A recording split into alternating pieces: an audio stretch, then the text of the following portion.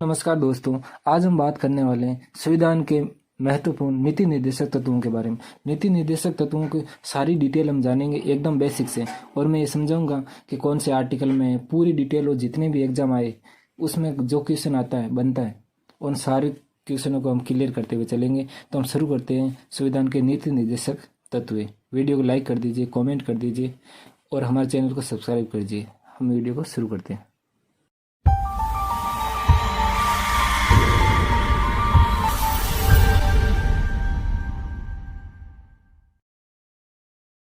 तो हम नीति निर्देशक तत्वों को शुरू करते हैं। सबसे पहले देखो, हमारे संविधान में टोटल 22 भाग है, 395 आर्टिकल है और 12 अनुसूचियां। 12 अनुसूचियों को मैंने पढ़ा रखा है पहले से, वो वीडियो डाल रखा है मैंने अनुसूचियों को, और महत्वपूर्ण आर्टिकल का वीडियो भी मैंने डाल दिया। अब हम साथ साथ लेकर चल रहे हैं कौन से भाग में क्या है। तो आज हम पढ़ने वाले हैं भाग 4 को।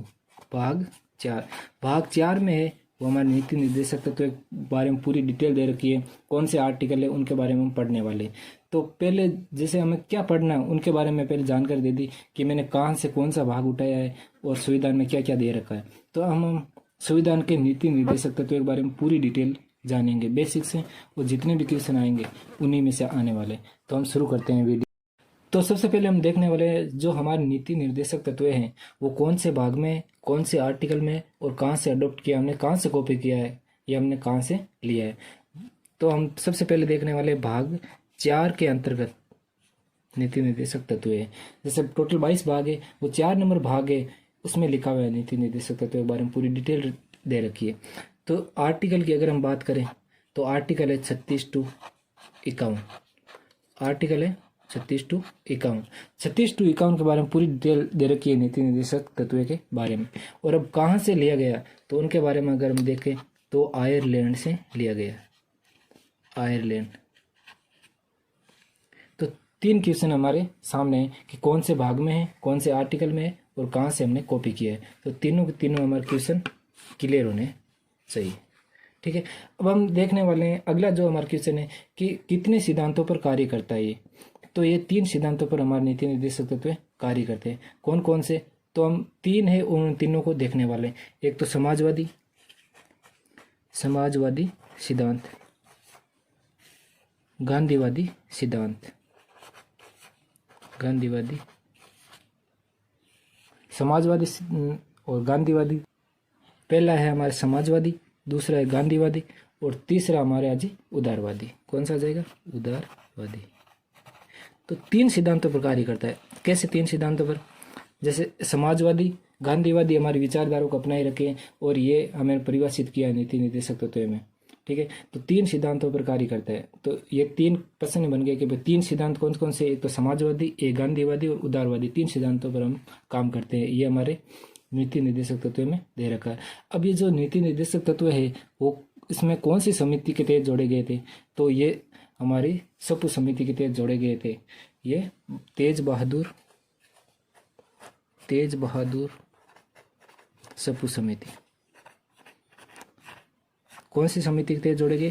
तेज बहादुर समिति। ये भी बहुत बार प्रश्न आते हैं कि कौन सी समिति के तहत नीति निर्देशक तत्व जोड़े गए। तो तेज बहादुर सपू समिति के तहत जोड़े गए थे। ठीक है।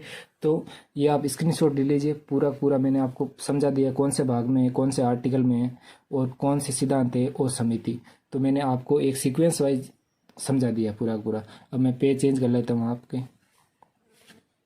अब अगला क्वेश्चन बनता है कि हमारा उद्देश्य क्या है, नीति निर्देशक तत्वों को हमने क्यों शामिल किया, हमारे क्या उद्देश्य थे, हमारी क्या विचारधारा थी। तो हमारा उद्देश्य था लोक कल्याणकारी राज्य की स्थापना करना। कौन सा उद्देश्य था?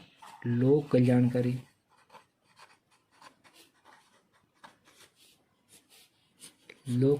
राज्य की स्थापना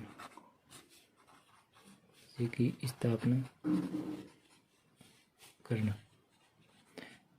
तो पूछ लेते हैं नीति निर्देशक तत्व मतलब शामिल करने के पीछे उद्देश्य क्या था। तो लोक कल्याणकारी राज्य की स्थापना करना।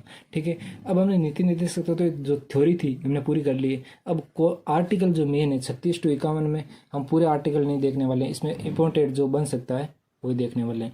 मेन इंपॉर्टेंट क्वेश्चन वही बनते हैं, वो कहाँ से अडोप्ट किया, मतलब आइलैंड से अडोप्ट किया, कौन से भाग में है, कहाँ से कहाँ तक आर्टिकल है।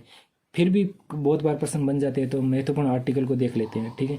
तो आर्टिकल जो 36 है तो उसमें राज्य की परिभाषा दे रखी है। राज्य की परिभाषा, राज्य की परिभाषा दे रखी है आर्टिकल 36 के अंदर। और आर्टिकल 40 है वो महत्वपूर्ण है और इसमें दे रखा है पंचायतों के बारे में, देखिए पंचायतों का गठन, पंचायतों का गठन। तो दो आर्टिकल हमने देख लिए, एक आर्टिकल 36, एक आर्टिकल 40 जो महत्वपूर्ण है, ठीक है। आर्टिकल 45 है वो भी बहुत महत्वपूर्ण है और उसके बारे में शिक्षा के बारे में दे रखा है वो आर्टिकल 45। आर्टिकल 45 देख लिया है शिक्षा से संबंधित। शिक्षा से संबंधित हमारे दो आर्टिकल है जो महत्वपूर्ण है, एक आर्टिकल 45 है और 21A जिसमें 6 से 14 वर्ष के बच्चों को शिक्षा का दिलाना अनिवार्य है। तो हमारे शिक्षा से संबंधित दो आर्टिकल है एक्चुअली, ठीक है। तो आर्टिकल हमने 45 देख लिया। आर्टिकल जो 48 है वो है जीव दया, जीव दया के बारे में बात की गई है और एक कृषि के बारे में बात की गई है और एक पशुपालन के बारे में बात की है, पशुपालन, ठीक है। तो तीन चीज़ों के बारे में, जीव दया, कृषि और पशुपालन के बारे में, जो हमारा मूल जो था हमारा संविधान उसमें आर्टिकल 48 में जीव दया, कृषि और पशुपालन के बात की गई थी, लेकिन इनके बारे में जो हमारा पर्यावरण है उसके बारे में बात नहीं की गई थी। तो फिर संविधान संशोधन के तहत 48 के जोड़ा गया और इसमें हमने पर्यावरण को शामिल किया गया था। तो हमें 48 के यही ध्यान रखना है कि 42वां संविधान संशोधन के तहत पर्यावरण को जोड़ा गया था, ठीक है, पर्यावरण शब्द को जोड़ा गया। तो पर्यावरण के बारे में हमें ध्यान रखना है। पर्यावरण और जीव दया और जीव संरक्षण के बारे में बात की गई थी, जीव पर्यावरण और जीव संरक्षण के बारे में भी बात की गई थी, ठीक है। और अब दो आर्टिकल हम और देखने वाले हैं, आर्टिकल 50 और आर्टिकल 51। दो आर्टिकल को हम और देखने वाले, आर्टिकल 50 और आर्टिकल 51। आर्टिकल 50 में दिया हुआ है कार्यपालिका को न्यायपालिका, आर्टिकल 50 में कार्यपालिका को न्यायपालिका से अलग किया गया, कार्यपालिका को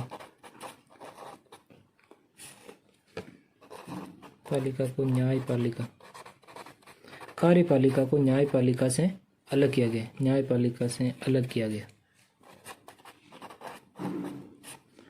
अलग किया गया,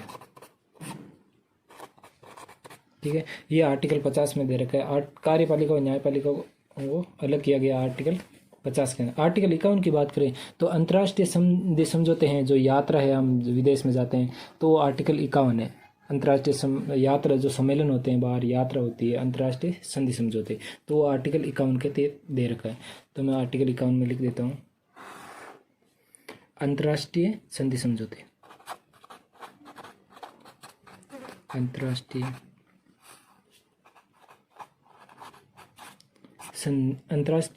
संधि समझौते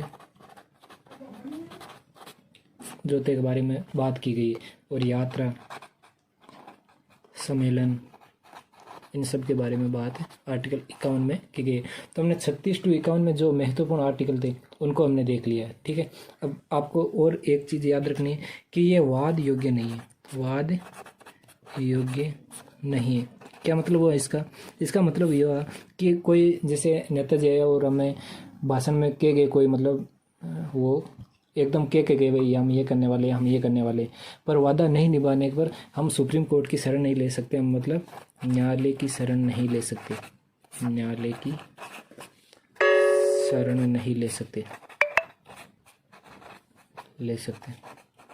ठीक है, यह याद रखना है।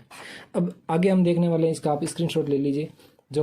तो हमने महत्वपूर्ण आर्टिकल को कवर कर लिया, महत्वपूर्ण थ्योरी कवर कर लिया। अब जो महत्वपूर्ण जो इसके बारे में क्या भावना थी लोगों को, ये कह के किसी ने कथन दिया है तो वो कथन के बारे में पूछ लेते हैं। तो हम 2-3 कथन पढ़ने वाले हैं महत्वपूर्ण, आप इसके स्क्रीनशॉट ले लीजिए। हम आगे चलते हैं, लोगों के बारे में पढ़ने वाले हैं। एक ऑस्टिन जो नाम का था उसने अपना कथन दिया है, एक केटी शाह ने दिया था और एक भीमराव अम्बेडकर ने दिया था।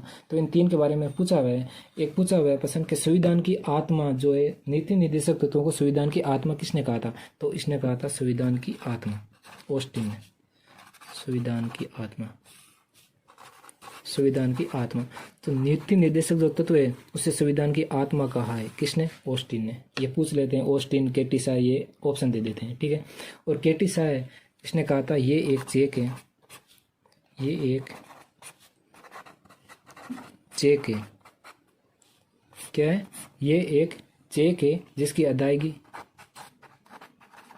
जिसकी अदायगी, ये एक चेक है जिसकी अदायगी बैंकों के सुविधा अनुसार की जाएगी, जिसकी अदायगी बैंकों के सुविधा अनुसार की जाएगी, सुविधा अनुसार की जाएगी, सुविधा अनुसार की जाएगी। भीमराव अंबेडकर ने कहा था कि इसे एक अनोखी व्यवस्था कहा है। भीमराव अंबेडकर ने कथन क्या दिया है, तो ये इसने कहा इसे अनोखी व्यवस्था कहा है, अनोखी व्यवस्था।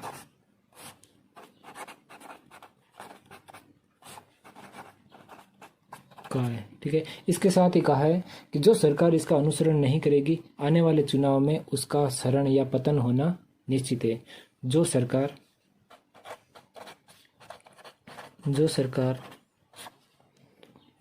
इनका अनुसरण नहीं करेगी,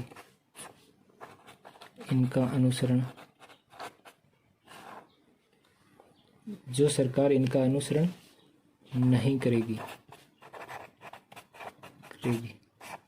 आने वाले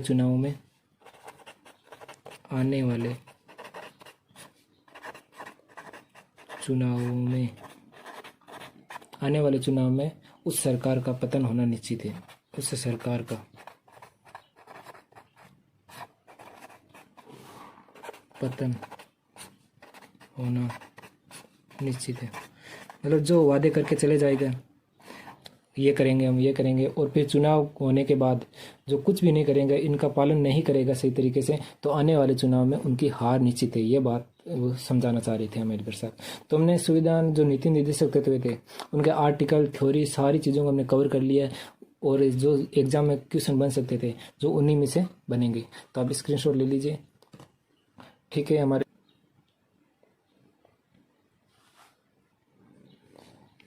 तो वीडियो को लाइक कर दीजिए, कमेंट कर दीजिए, और हमारे चैनल को सब्सक्राइब कर दीजिए, और इसी प्रकार वीडियो